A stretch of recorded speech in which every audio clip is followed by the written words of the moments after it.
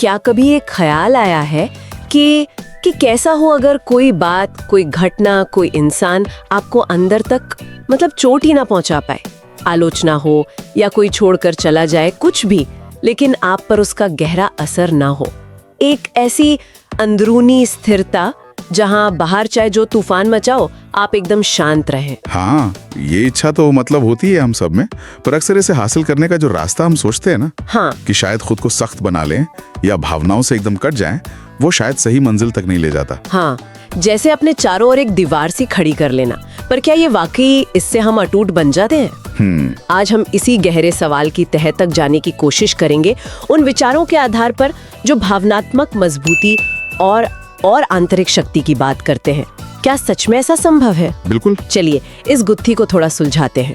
ज्यादातर हमें यही लगता है या हम मानते हैं कि दर्द या तकलीफ बाहर से आती है ना, किसी के कुछ कहने से या कुछ करने से। हाँ, आमतौर पर यही सोच होती है। पर एक मुख्य विचार जो इस विश्लेषण में सामने आता है वो ये है कि बाहरी चीजें हमें तभी चोट पहुंचाती हैं जब वो अंदर पहले से मौजूद किसी दुखती रग को, किसी घाव को छेड़ देती हैं। बिल्कुल सही कहा।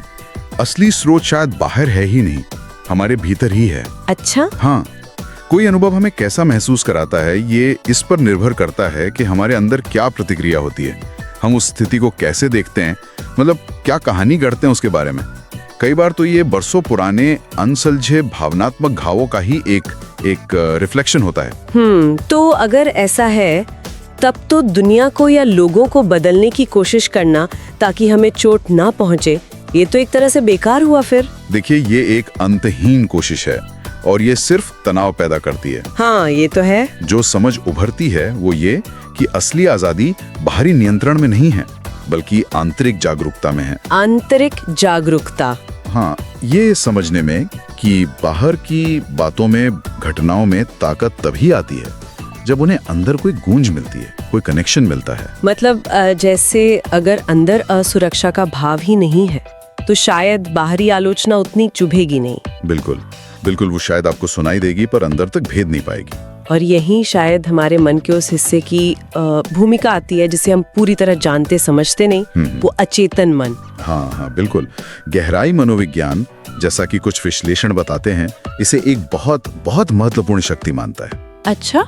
इसमें हमारी भूली हुई यादें हैं, दबे हुए डर हैं, अधूरी इच्छाएं हैं, जो हमें पता भी नहीं चलता और हमारे व्यवहार और भावनाओं को राह दिखाती रहती हैं। कहा भी जाता है कि जब तक हम अपने अचेतन को सचेत दायरे में नहीं लाते ना, वो हमारी जिंदगी को कंट्रोल करता रहता है और हम उसे किस्मत का नाम देते रहते हैं। किस्मत? हाँ। जैसे बार बार एक ही तरह की स्थिति में फंस जाना, या बेवजह का तेज गुस्सा आ जाना, या उदासी, ये सब उसके इशारे हो सकते हैं। तो फिर अगर दीवारें खड़ी करना या कठोर बनना सही रास्ता नहीं है, तो असली ताकत किसमें है? कैसे बने अटूट?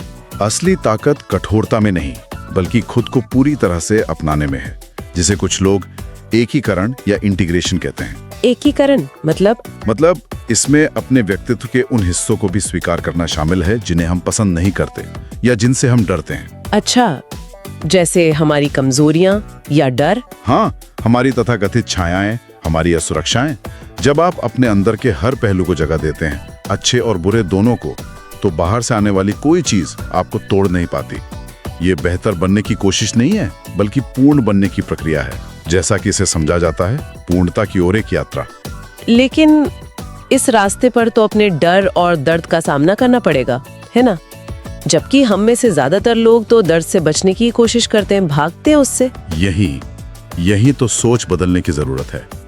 कुछ मनोवैज्ञानिक दृष्टिकोण कहते हैं कि दर्द को दुश्मन मत समझो, वो एक जरूरी संदेशवाहक है। मैसेंजर? संदेशवाहक? कैसा संदेश? जैसे शरीर का दर्द बताता है कि कहीं कुछ गड़बड़ है, ध्यान दो, वैसे ही भावनात्मक दर्द इशारा करता है कि हमारे अंदर कुछ ध्यान मांग रहा है, शायद बदलाव की जरूरत है। अक्सर कहते हैं ना कि जो भावनाएं हमें असहज करती हैं, उन्हें भगाने की बजाय सुनो कि वो क्या कहना चाह रही हैं।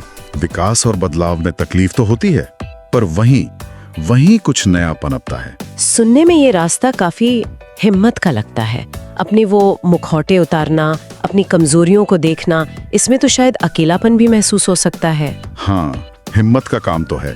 और हाँ, कभी कभी अकेलापन महसूस हो सकता है, क्योंकि आप उन सतही बातों या रिश्तों से ऊपर उठ जाते हैं जहां पहले शायद आप छिप जाते थे। हाँ, लेकिन कुछ अध्ययनों में यह भी पाया गया है कि ये दूरी असल में अस्वीकृति नहीं बल्कि भावनात्मक परिपक्वता का संकेत है, मैच्योरिटी का। अगर मजबूत कवच नहीं बनाना है तो फिर क्या करना है? चेतना, कॉन्शियसनेस, जागरूकता ही असली कवच है। जागरूकता? हाँ, जब आप अपने भावनात्मक ट्रिगर्स को समझने लगते हैं, अपने दोहराए जाने वाले पैटर्न्स को पहचानने लगते हैं, अपने अंदरूनी घावों को जानने लगते हैं, तो बाहरी घटनाओं का आप पर वो विनाशकारी असर कम हो जाता है। अच्छा। आप महसूस तब भी करते हैं, ऐसा नहीं कि महसूस करना बंद हो जाता है, पर आप उसमें डूबते नहीं।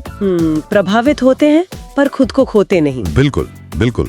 जैसा कि एक विचार कहता है, जिसे आप स्वीकार कर लेते हैं वो आपको बदलने लगता है, और जिसका आप विरोध करते हैं वो बना रहता है, वो जाता नहीं। वाह। तो मतलब असली सवाल ये नहीं है कि दर्द से कैसे बचें, बल्कि ये कि दर्द हमें सिखाना क्या चाह रहा है। सही। शायद अटूट होने का मतलब कुछ महसूस न करना नहीं है, बल्कि सब कुछ गहराई से महसूस करके भी स्थिर रहना है, अपने केंद्र में रहना है। हाँ बिल्कुल। और आत्म जागरूकता की ये यात्रा, ये तो खैर कभी खत्म नहीं होती, ये चलती रहती है। यहाँ शायद एक विचार छोड़े जा सकते हैं श्रोताओं के लिए सोचने के लिए कि अभी ऐसी कौन सी भावना या सच्चाई है जिसका आप सामना करने से बच रहे हैं। अच्छा सवाल है। आपके अंदर ऐसा क्या है जो सुने जाने का इंतजार कर रहा है? शायद इसी सवाल पर रुक कर सोचना बदलाव की दिशा में पहला कदम हो सकता है। If you found this video valuable, please hit the like button and subscribe to the channel and set the bell icon to all for notifications. Feel free to leave a respectful comment. Vulgar or inappropriate comments will be blocked. See you in the next video.